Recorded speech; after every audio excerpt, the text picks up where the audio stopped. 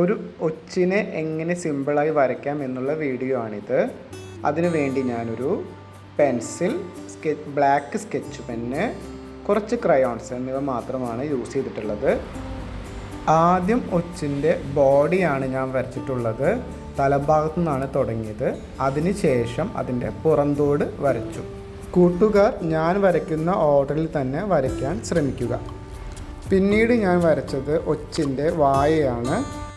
ശേഷം കണ്ണുകളും വരച്ചു.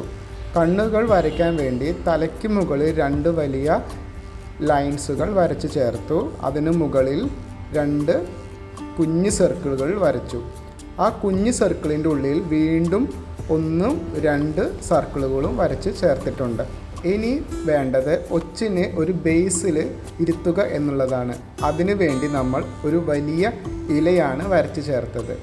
ഒച്ചിന് ഒരു കുഞ്ഞ് ടെക്സ്ചർ ഫീൽ കൊടുക്കാൻ വേണ്ടി അതിൻ്റെ പുറത്തും ഷെല്ലിൻ്റെ സൈഡിലുമായി കുഞ്ഞു ഡോട്ടുകൾ ഇട്ടിട്ടുണ്ട്. കൂട്ടുകാർക്ക് വേണമെങ്കിൽ ആ ഓപ്ഷൻ ഒഴിവാക്കാവുന്നതാണ്. ഇനി നമുക്ക് കളറിങ്ങിലേക്ക് വരാം. അതിനു വേണ്ടി ഓറഞ്ച് ക്രയോൺസ് എടുത്ത് ഒച്ചിൻ്റെ ഫുൾ ബോഡി ഞാൻ കളർ ചെയ്ത് കഴിഞ്ഞിട്ടുണ്ട്. ഒരേ പാറ്റേണിൽ നീറ്റായി കളർ ചെയ്യാൻ ശ്രമിക്കുക. കണ്ണിൻ്റെ ഔട്ടർ ഭാഗം ഇതേ ഓറഞ്ച് വെച്ച് ഫിൽ ചെയ്തിട്ടുണ്ട്.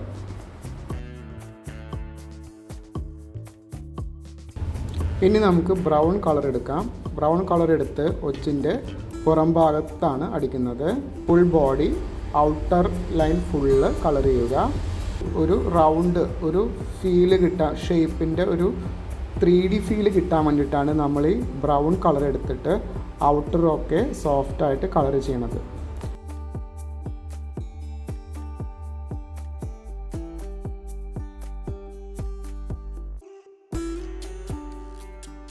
ഷെല്ല് കളർ ചെയ്യാൻ വേണ്ടിയിട്ട് യെല്ലോ കളറാണ് ഞാൻ ഇവിടെ യൂസ് ചെയ്തിട്ടുള്ളത്.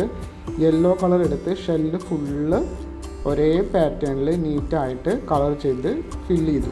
ബോഡിക്ക് കുറച്ചും കൂടി ഒരു ബ്രൈറ്റ്നസ് കിട്ടാൻ വേണ്ടി നമ്മൾ യെല്ലോ കളർ എടുത്ത് വീണ്ടും ബോഡി ഫുള്ള് കളർ ചെയ്യുന്നുണ്ട്. ഷെല്ലിന് ഒരു 3D ലുക്ക് കിട്ടാൻ വേണ്ടി നമ്മൾ ഷെല്ലിൻ്റെ ലൈൻസിന് ചുറ്റും സോഫ്റ്റായിട്ട് ഓറഞ്ച് കളർ അടിക്കുകയാണ്. ഒരു കളറും നമ്മൾ സിംഗിൾ കളർ വെച്ച് ഫില്ല് ചെയ്യരുത്.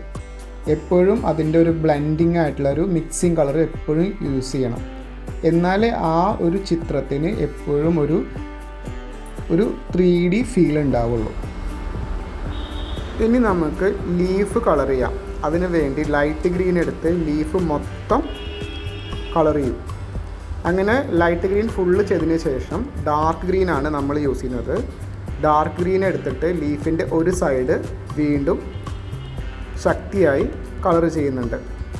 കൂട്ടുകാർ ശ്രദ്ധിക്കണം, ഈ ഡാർക്ക് ഗ്രീൻ ലീഫിൻ്റെ മുക്കാൽ ഭാഗം മാത്രമേ നമ്മൾ അടിക്കുന്നുള്ളൂ, ഫുൾ അടിക്കുന്നില്ല.